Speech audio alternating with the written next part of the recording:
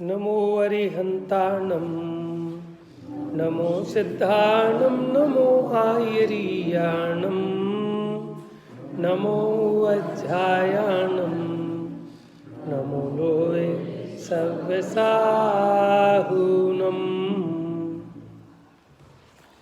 वैराग्य पाठ संग्रह परमानंद स्तोत्र हमने देखा। अब वैराग्य पाठ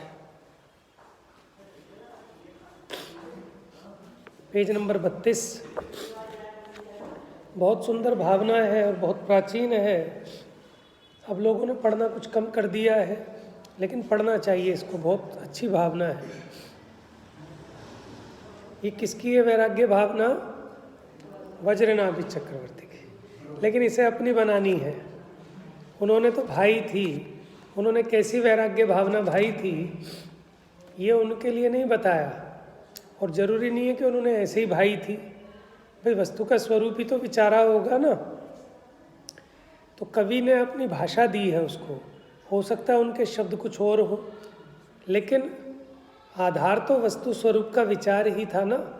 तो यहाँ वस्तु स्वरूप का विचार दिखाया। तो वस्तु का स्वरूप कैसा है? संसार शरीर भोगों का स्वरूप ऐसा है कि उसका सम्यक ज्ञान करने पर जीव को वैराग्य उत्पन्न होता ही होता है। कल हमने उदाहरण दिया था ना कि सच्चे ज्ञान के बिना सच्चा वैराग्य उत्पन्न नहीं हो सकता। उदाहरण दिया था मखाने का। जब आपको दिख गया कि उसमें ऐसे बारीक जीव भी हो सकते हैं तो विरक्त हो जाओगे, भैया कौन इतना ढूंढेगा, और एक आधा भी रह गया तो फिर क्या होएगा। तो आप अपने आप सहज रूप से विरक्त हो जाओगे। दोष क्या है? वैसे तो दोष है ही, जो उसकी उत्पत्ति संबंधी दोष है वो तो अलग है, क्योंकि ये कहाँ पनपते हैं? गंदे तालाब में है। इनको फोड़ फोड़ के फिर इसमें से निकाला जाता है कैसे? वो भी हिंसक है। उसके अलावा आप जो मखाना है, आप उसको फुर्सत से आराम से बारीकी से चेक करना ज़रा, तो उसमें ऐसे तोड़ के भी नहीं पता चलेगा। उसके बीच बीच में कहीं कहीं माने जो आपको लगता है कि बिल्कुल नहीं है, वहाँ भी कोई ना कोई एक सूक्ष्म, बहुत सूक्ष्म जीव निकल आते हैं। लाल नहीं, सफ़ेद, सफ़ेद भी निकल आते हैं।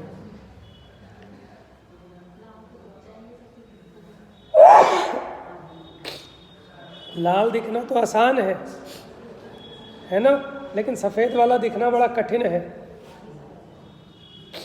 हाँ, चलिए प्रारंभ करते हैं। बीज राख फल भोगवे जो किसान जग माई,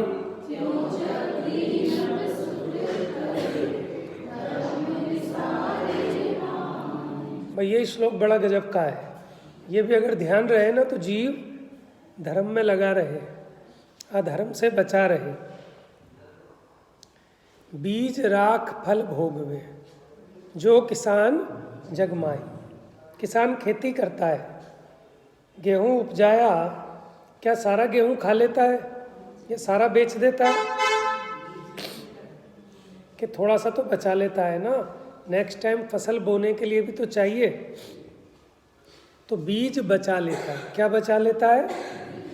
अगर नहीं बचाए तो क्या होगा? सबसे छोटा बच्चा बताएगा। अगर वो सारा का सारा गेहूं बेच दे, खा ले, और जरा भी ना बचाए, क्या होगा फिर? ध्यान नहीं है। नेक्स्ट। अब उगाने के लिए कुछ बचेगा ही नहीं।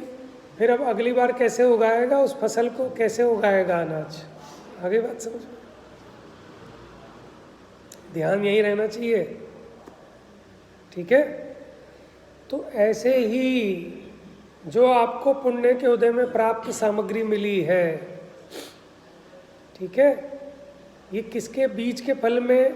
कि आपने कुछ धर्माराधना की होगी, देव शास्त्र गुरु की भक्ति आदि की होगी, पूज्य पुरुषों का विनय किया होगा, 4 प्रकार के दान दिए होंगे, जीवों की दया पाली होगी, है ना। वो बीज है, उसका फल है ये जो आज आपको जिनवाणी सुनने मिल रही है। आपको देव शास्त्र गुरु के वचन सुहा रहे हैं।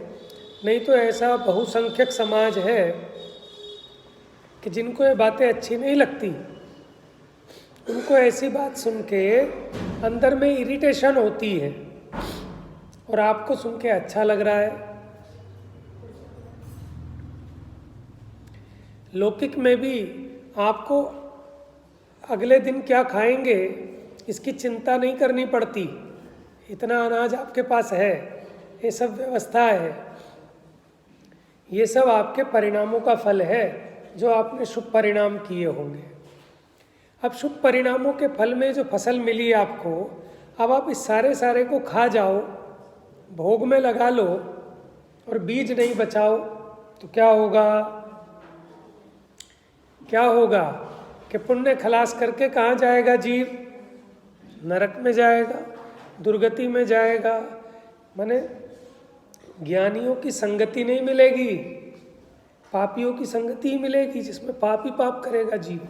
आप सोचो, आज हम इस धर्म में पैदा ना हुए होते, था चांस अपने को ये बात पढ़ने का, सुनने का, समझने का, परिणामों को सुधारने की कौन सोचता है? वहीं लगे होते, और उनका परिणाम पे कहाँ फोकस है? वो तो मारो काटो। बात समझ रहे हैं ना आप?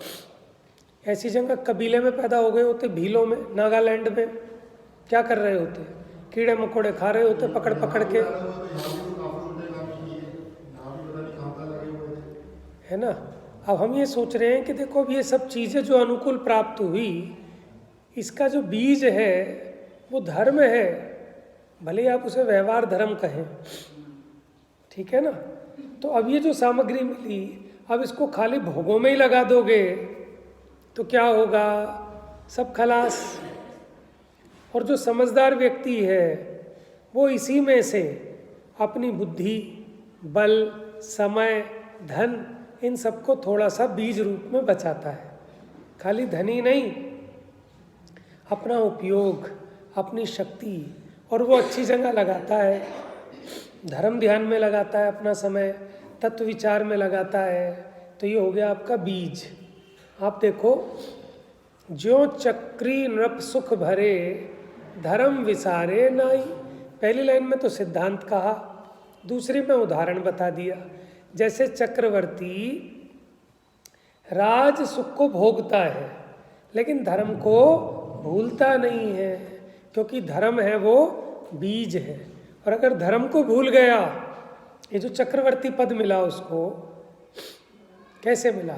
धर्म के फल में ही तो मिला, क्योंकि अज्ञानी मिथ्या दृष्टियों को ये पद नहीं मिलते। ज्ञानियों को, धर्मात्माओं को, सम्यक दृष्टियों को ही इन पदों की प्राप्ति होती है? देखो, कोई भी व्यक्ति 5 इंद्रिय के भोगों को भोगने से नरक में नहीं जाता।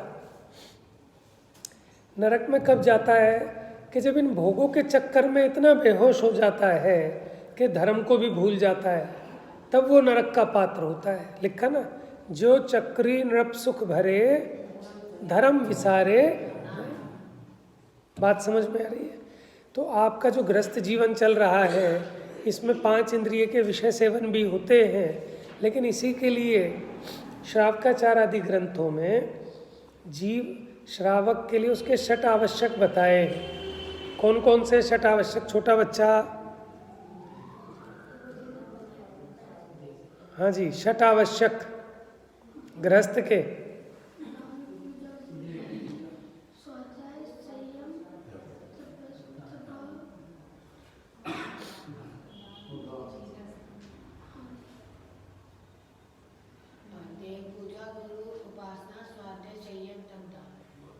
हाँ जी, बड़े लोगों को तो आते ही होंगे, इसलिए बड़ों से नहीं पूछ रहा।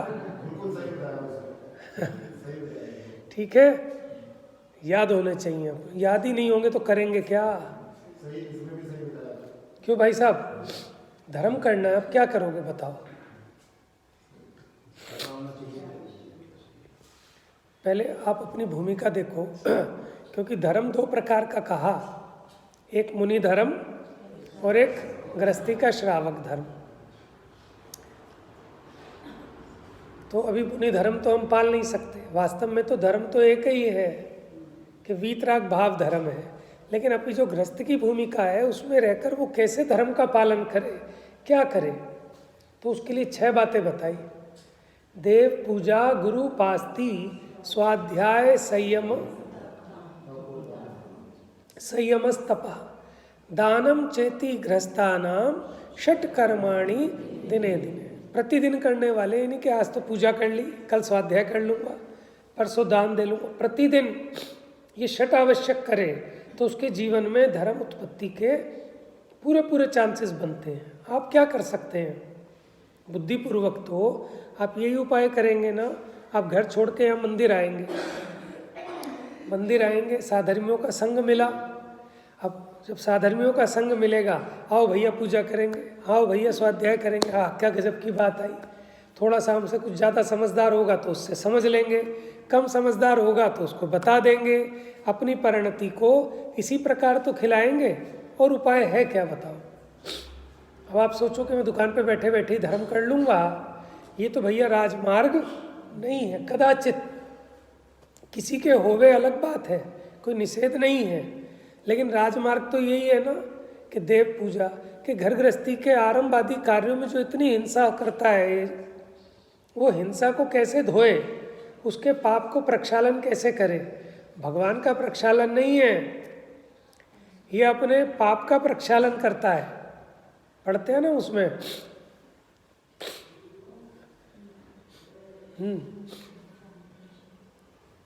श्री जिनवर का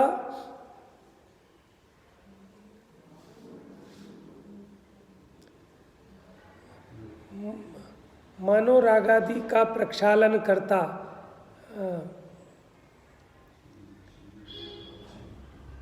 अभिषेक पाठ है ना वो हिंदी वाला दूसरा। तो मैंने आप अगर उसको पढ़ेंगे ना तो पूरा का पूरा इसी चीज़ पे घटित किया है कि जीव अपने पापों का प्रक्षालन करता है। ये मैं रागादि का प्रक्षालन कर रहा हूँ अपने, कि वीतरागता की उपासना रागादि के मेटने के लिए है, और वीतरागी भगवान वीतरागता की प्रेरणा देते हैं। ठीक है। और सुबह उठते ही कहते हैं ना, भैया किसका मुंह देख लिया। अब देखना है तो किसी अच्छे का मुंह देखो ना। वीतरागी परमात्मा से अच्छी छवि किसी की हो सकती है क्या 3 लोक में? तो फिर अब बताओ, इससे उत्तम काम क्या हो सकता है? लोग कहाँ कहाँ भटकते हैं। भटकने की ज़रूरत क्या है भैया? तुम्हारे पास तो सारे मंत्रों का महामंत्र है, सब आपदाओं के निवारण का तोड़ है।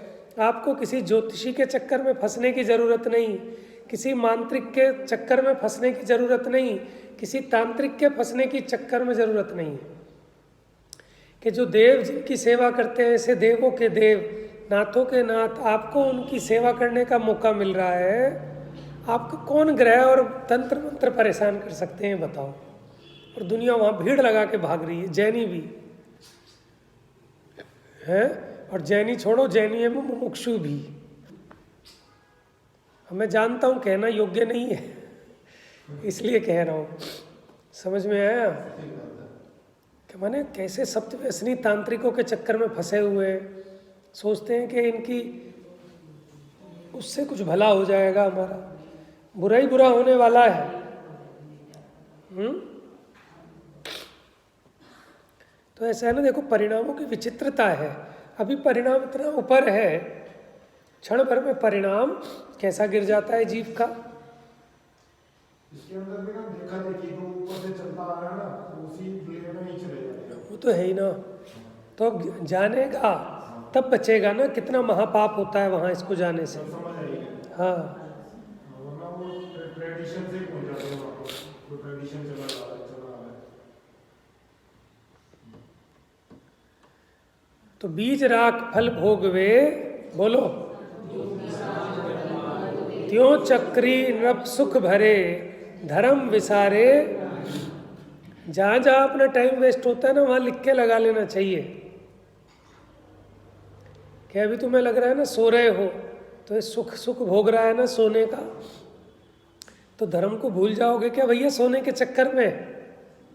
ठीक है। आनंद ले रहा है दुकान का, मज़ा लेता है, दुकान पे बैठने में मज़ा आता है इसको। वहाँ भी लिख के रखा है कि धर्म विसारे नाई, धर्म को विसार के जो काम करोगे वो खोटी गति का कारण होगा। बात माने उसकी आसक्ति इतनी है, गाफिलता इतनी ना हो जाए, वो नशा ना चढ़ जाए। घरों में 3 बार पोछा लगाते हैं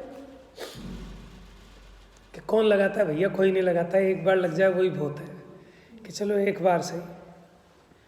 1 बार पोछा लगाते हो ताकि 24 घंटे चल जाता है आपका वो। लेकिन बच्चों वाला घर हो तो 2 बार भी लगाना पड़ता है, 6 बार भी लगाना पड़ता है। जब भी खाना खिलाओगे उन्हें उसके बाद पोछे लगाने पड़ेंगे आपको। डॉक्टर भी कहता है भैया 3 बार खुराक ले लेना दिन में, 6-6 घंटे के अंतराल से, असर बना रहे उसका। अभी 1 टैबलेट खाई आपने तो 6 घंटे असर करेगी, अब असर गायब हो जाए तो फिर दूसरी खा लेता है, फिर असर गायब हो जाए तो तीसरी खा लेता है। ऐसे ये जीव 5 इंद्रिय के विषयों में, भोगों में फंस जाता है, इसकी परिणति मलिन हो जाती है। तो उसके लिए क्या कहते हैं कि भैया 3 टाइम सामायिक करो। उससे क्या होगा कि तेरी मैली परिणति धुल जाएगी, अब उसका असर बना रहेगा 4-6 घंटे। फिर जब तेरे परिणाम वहाँ अटकने लग जाएं तो फिर सामायिक कर, पाठ कर, स्वाध्याय कर, माला फेर, फिर क्या होगा, फिर परिणति निर्मल हो जाएगी। तो भैया गृहस्थ का धर्म बड़ा कठिन धर्म है, क्योंकि वो कीचड़ में रहकर उसे कमल जैसा खिलना भी है ना। जल में रहकर भी जल से भिन्न कमल है। बात समझ में। नगर नार को प्यार यथा कादे में हेम अमल है, कि कीचड़ में पड़ा हुआ भी सोना निर्मल रहता है। तो देखो आचार्यों ने कितना उपकार किया कि हम लोग कैसे धर्म कर सकते हैं। वास्तव में धर्म तो मुनिराज ही करते हैं, हम तो पाप की कीचड़ में फंसे हैं। सुबह से रात तक पाप ही पाप तो कर रहे हैं। हंसी मसी, कृषि, विद्या, वाणिज्य, शिल्प, हिंसा, झूठ, चोरी, कुशील, परिग्रह, क्रोध, मान, माया, लोभ, संभ्रम, समारंभ, आरंभ, मनवचतन कीने प्रारंभ, कृतकारित मोदन करिके, क्रोधादि चतुष्टय, ऐसे 108 प्रकार से पाप कर रहे हैं। अब हमें कहाँ से धर्म होएगा कि नहीं, तुम्हें भी धर्म होएगा, तुम्हें भी धर्म की पात्रता है। तो हम क्या करें? तो भैया देव पूजा, उसके जैसा कोई दूजा काम नहीं है। फिर गुरु उपासती, गुरु की उपासना, स्वाध्याय, फिर संयम, तप और दान। ये तो गृहस्थ अपने जीवन में रहता हुआ कर सकता है। गृहस्थी को पूरा त्याग नहीं हो सकता, लेकिन अगर वो इतना इतना भी करेगा तो उसको धर्म की वासना बनी रहेगी, धर्म बुद्धि बनी रहेगी, फंसेगा नहीं, उसका मोक्ष मार्ग प्रशस्त होगा। लेकिन हमें इन 6 बातों के नाम ही नहीं पता, तो हम करेंगे क्या? बात समझ में आ रही है? तो हम ये कह रहे हैं, बीज राग फल भोगवे जो किसान जगमाही, त्यों चक्री नृप सुख भरे धर्म विसारे। भले ही वो कितने राज सुखों को भोगता है, लेकिन धर्म को नहीं भूलता। किसी ने पूछा भरत चक्रवर्ती जी से, परीक्षा लेने आए, स्वर्गों में चर्चा हो रही थी कि ऐसा कौन है साहब कि 96,000 रानियों में भी वैरागी, भोगों में रहता हुआ भी वैरागी। तो भजन सुना है ना वो, भरत जी घर में ही वैरागी, भरत जी घर में ही वैरागी। तो बड़ी अटपटी बात है। सारे भोग चल रहे हैं, 365 दिन में उनकी रसोई बन रही है, और वैरागी। तो देव आए परीक्षा लेने कि महाराज हमें आपका रणवास देखना है। तो चक्रवर्ती थे, समझ गए कि इसके अंदर में क्या है, उतना वो प्रज्ञाचक्षु होते हैं। तो उनने कहा रणवास तो देख लो आप, लेकिन एक शर्त है। कि क्या शर्त है?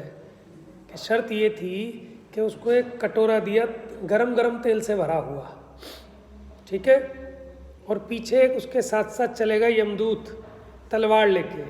कि अगर एक बूंद तेल टिपका तो नाड़ धड़ से अलग हो जाएगी। अब जाओ देख के आओ रणवास। रणवास किसको कहते हैं? जहाँ रानियाँ रहती हैं। अब देख दाख के आ गया, नाड़ नहीं कटी, बच गई। अब उनने कहा बताओ साहब कैसा लगा हमारा रणवास? तो समझ गया वो। क्या समझ गया? वो तो समझ गया, आप समझे तो बताओ। ये समझे ना कि नजर उधर थी नहीं, नजर सिर्फ उधर ही थी, दृष्टि का विषय है सारा। उपयोग अपना उधर लगाना ही नहीं, बस उसका उधर ही है, उपयोग दूसरी तरफ ही रहा, तीर की तरफ ही रहा। तो यही मेरा तो वो बता रहे हैं कि देखो आप घूम के भी आ गए, लेकिन आपकी दृष्टि इसी बात पर थी कि तेल न गिर जाए, और ऊपर वो तलवार दिख रही थी। ठीक है, घूम भी रहे हैं तो कैसे सावधानी से। ये उदाहरण है। उदाहरण एक देश घटित होता है और उसमें अलंकारिक शैली भी होती है।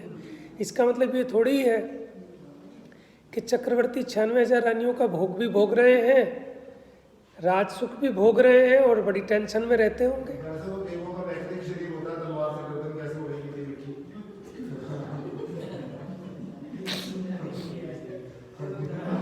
ठीक है, मैं अपने उदाहरण को ठीक कर लेता हूँ। सही कहा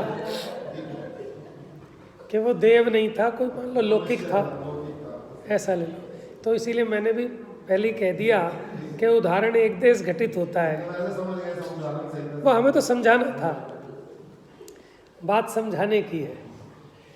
ठीक है, तो अब आप ये देखो, ऐसा मत समझना कि ऐसे जैसे वो भयभीत था तो कुछ भी देख ही नहीं पाया, उसका तो उपयोग यहीं टिका हुआ था तेल पर। तो ऐसा थोड़ी होता है। गृहस्थी का उपयोग निरंतर आत्मा पे टिका रहे और धंधा व्यापार भी चल रहा है और सब कुछ चल रहे हैं। वो बात श्रद्धा की अपेक्षा तो घटित होगी, लेकिन उपयोग की अपेक्षा घटित नहीं होगी। उपयोग तो जब जहाँ लगा है, आरंभ व्यापार में लगा है तो व्यापार में, खाने में लगा है तो खाने में, लेकिन श्रद्धा का विषय वो आत्म तत्व रहता है, सम्यक दृष्टि का।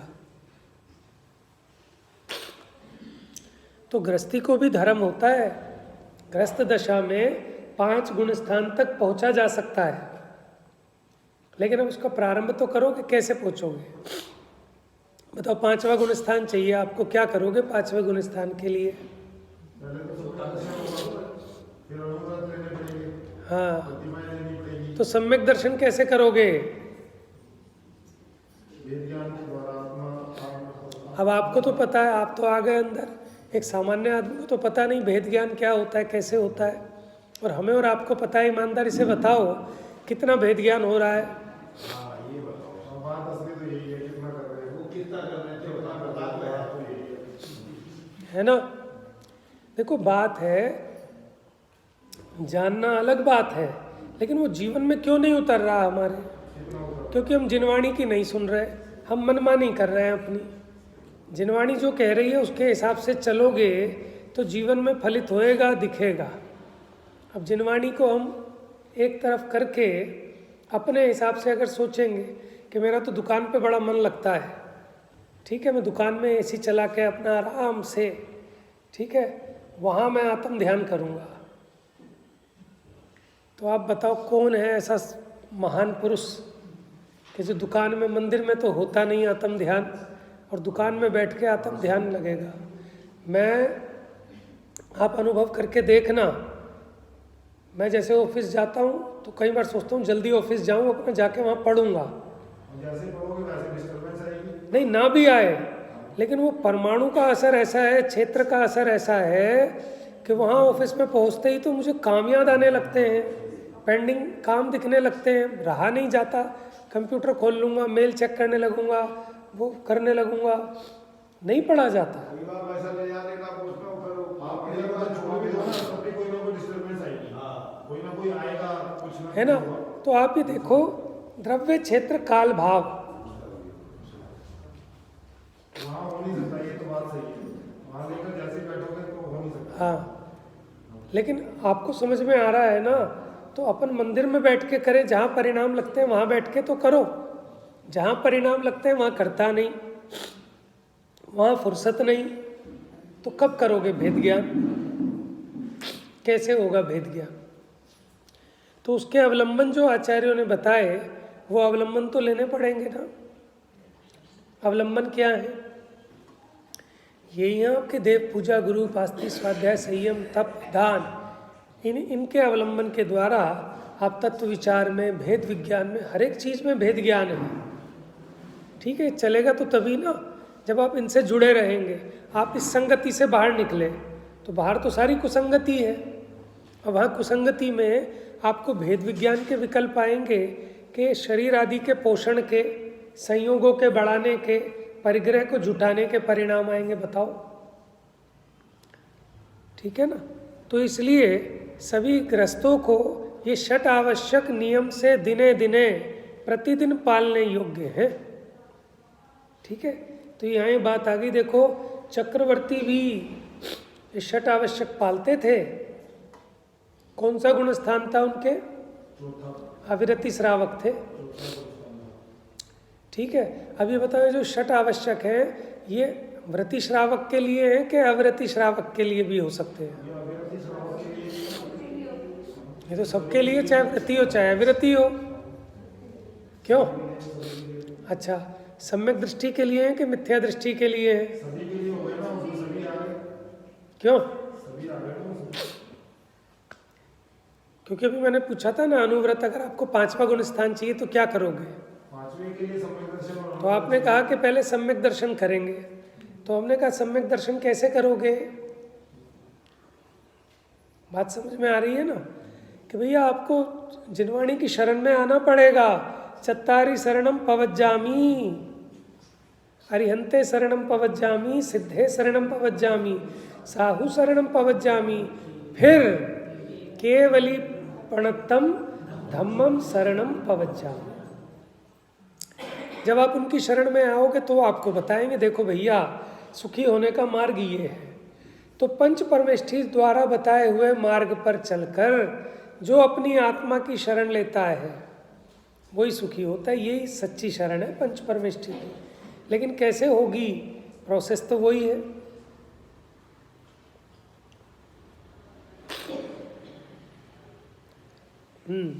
तो ये 2 लाइनें सबको याद हो गई? सुनाओ जरा सब फटाफट एक साथ में।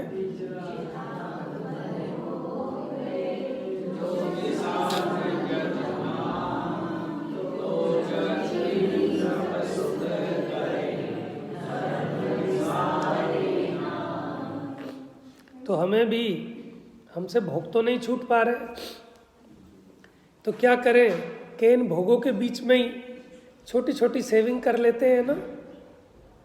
मैंने सब काम करते करते, गरीब आदमी भी सोचता है कि मैं भी 1-1 रुपया तो जोड़ता चलूं, क्योंकि बूंद बूंद से घड़ा भरता है। और भावना भवनाशिनी, ये जीव असली खेल है भावना का। तो इस जीव की भावना जुड़ी रहती है तो उसका मार्ग प्रशस्त होता है।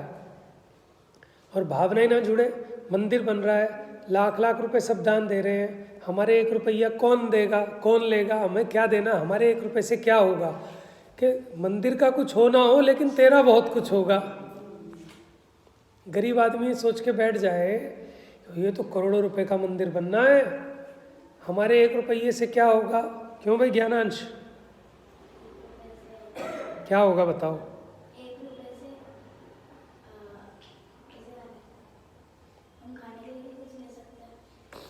वेरी गुड, बताओ भाई।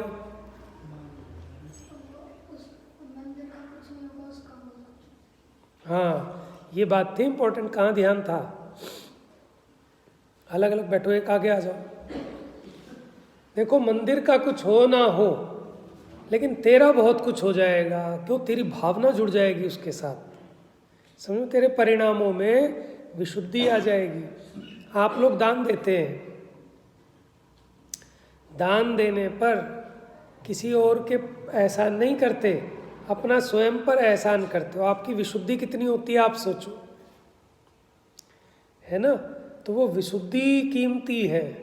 वो जीव की विशुद्धि होए तो ये जीव पापों से हटे, धर्म में आए, और फिर इसका मोक्ष मार्ग प्रशस्त हुए बिना नहीं रह सकता। तो ये बात बहुत इम्पोर्टेंट है कि भैया भोगों में इतने मत भूल जाना कि धर्म को ही भूल जाओ, क्योंकि सुखी करने वाला धर्म है, उसके अलावा कोई सुखी करने वाला। चिर रक्षक धर्म हमारा हो धर्म हमारा। और एक और पढ़ते हैं, धर्म करत संसार सुख, धर्म करत निर्वाण, धर्म पंथ साधे बिना नर त्रियंच। कि जो सांसारिक सुख है वो भी धर्म से ही मिलता है, और जो मोक्ष सुख है वो भी धर्म से ही मिलता है। ऐसा कैसे हो सकता है कि एक ही कारण से दो कार्य कैसे हो? वैसे तो ये लिखा कि एक ही सूर्य प्रकाश को भी देता है और प्रताप को भी देता है, तेज को भी देता है। लेकिन यहाँ जिसको हम कह रहे हैं कि जिस धर्म के फल में संसार सुख मिलता है, वहाँ व्यवहार धर्म की बात है। उस धर्म के साथ जो किंचित शुभ राग रहता है, उसके फल में ये चक्रवर्ती, नरेंद्र, इंद्र आदि ये तो भूसे के समान होते हैं। जैसे गेहूं के बोने पर गेहूं के साथ साथ भूसा भी होता है, लेकिन भूसा वो बाय प्रोडक्ट है, मेन प्रोडक्ट तो आपका।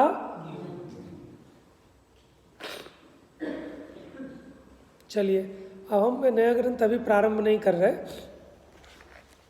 है ना, उपयोग सही होगा थोड़ा तब उसको चालू करेंगे। अब इसी को बढ़ाते हैं थोड़ा सा आगे।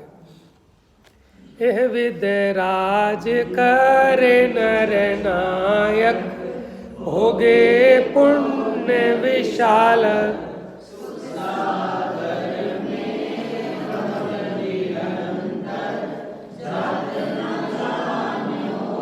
अब सुनो,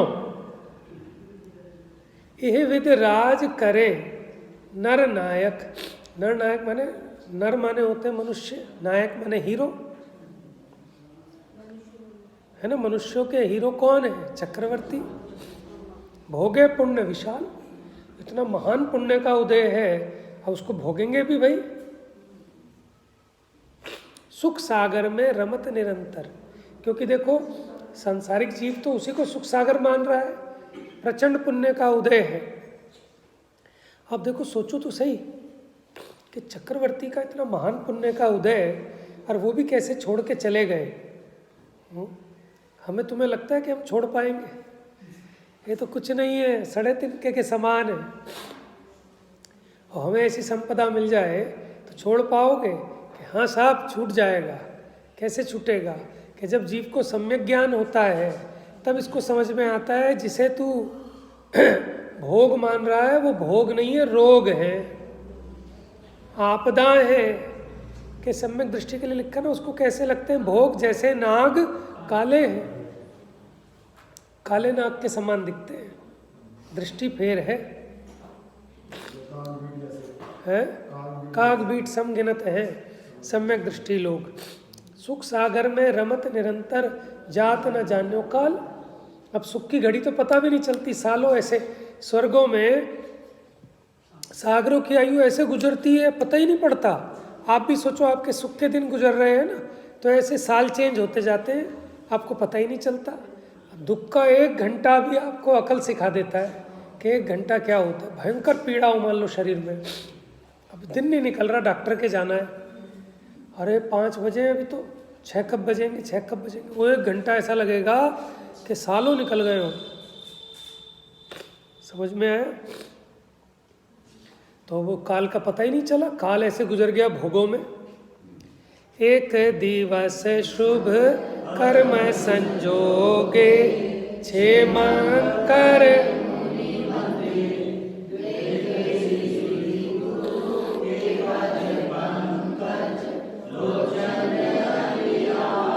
हाँ जी सुनिए, एक दिवस शुभ कर्म संजोगे, कि इसके कोई महान पुण्य का पैकेट खुल गया। 6 मंकर मुनि वंदे, कि 6 मंकर नाम के मुनि की वंदना का संयोग बन गया।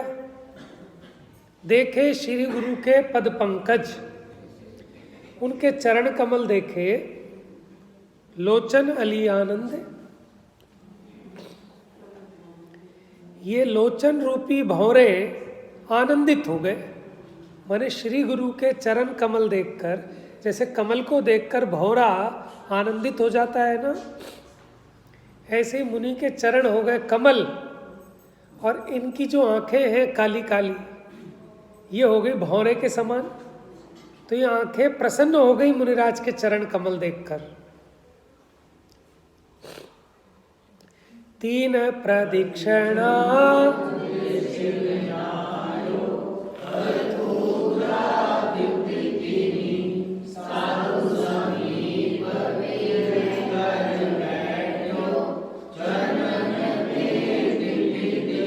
समझ में आ रहा है ना सबको? लेकिन मुझे कहे बिना चैन नहीं पड़ेगी। 3 प्रदक्षिणा दे सिर नायो। देखो विनय का प्रतीक है। 3 प्रदक्षिणा माने चारों ओर से देखना। कोई चीज़ आश्चर्य से होती है ना, आपके घर नई कार आए तो आप उसकी प्रदक्षिणा दोगे कि नहीं दोगे?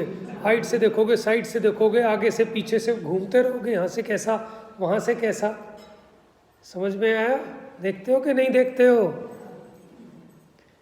यही प्रदक्षिणा होती है।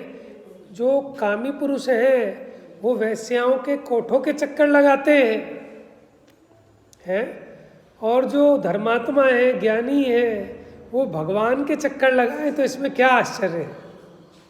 समझ में आया? कर पूजा तुति कीनी। उनकी पूजा स्तुति की। किसकी? क्योंकि ऐसा क्या अच्छा लगा उनमें उन्हें? क्यों नहीं अच्छा लगा? ये सुखी हैं और मैं दुखी हूं। आदमी हमेशा अपने से बड़े की पूछ करता है, अपने से छोटे की नहीं करता। अपने से छोटे की तो जय जिनेंद्र भी लेने को राजी नहीं है आदमी, और अपने से बड़ा भाई साहब जय जिनेंद्र, भाई साहब जय जिनेंद्र। नहीं सुने तो बुला के भाई साहब जय जिनेंद्र। अभी कोई सेठ जी आए तो उनकी जय जिनेंद्र करेंगे भी, लेंगे भी, देंगे भी। और कोई गरीब आदमी करे भी ना तो सुन के भी हम सुना कर देंगे, हैं? तो ये तो स्वरूप है वस्तु का कि जो अपने से गुणों में अधिक होता है। अब ये अलग बात है कि किसी को कोई गुण पसंद आते हैं, किसी को कोई गुण है। तो वैसे मुनिराज को देखकर इनको इतना भाव उछाव आया। धन्य है मुनिराज की मुद्रा, धन्य है मुनिराज का जीवन। कोई परिग्रह नहीं, कुछ नहीं, कोई आकुलता नहीं। अब हमें समझ में नहीं आती कि चक्रवर्ती को कौन सी आकुलता थी, उन्हें क्या कमाना है, क्या करना है। कोई उन्हें बच्चे नहीं पालने, सब नौकर लगे हुए हैं हर काम के लिए, कुछ नहीं करना। लेकिन भैया ये तो उपचार की बात है, ये आकुलता के कारण नहीं है। अपने परिणामों में जो कषाय है वो आकुलता की कारण है, तो उस कषाय से दुखी है। और मुनिराज कषाय से रहित हैं, निराकुलित हैं, महासुखी हैं। ठीक है, तो इसलिए उनकी पूजा स्तुति की। साधु समीप विनय कर बैठे, फिर उनके समीप में विनय से बैठे। चरणन में दिठी दीनी, चरणन में दृष्टि दीनी माने उनके आचरण को देखा। दोनों बातें ले लेना। जो चरण चरण की ओर बढ़े उनके सन्मुख शर्माती है। कौन? ये पैरों में ये जो पायल है मंगल श्रृंगार में है ना, तो भगवान के आचरण को देखना है। मुनिराज के आचरण को, कैसे स्वरूप में गुप्त है, अपना आनंद लूट रहे हैं और हम यहाँ रूखे सूखे बैठे। भगवान आनंद रस पी रहे हैं, हम भूखे, हमारा नंबर नहीं लगेगा क्या कि ये तो भोजन कर रहे हैं, हम भूखे खड़े हैं, है ना? तो ऐसा उनको लगा। गुरु उपदेशो धर्म शिरोमणि, सुन राजा वैरागे।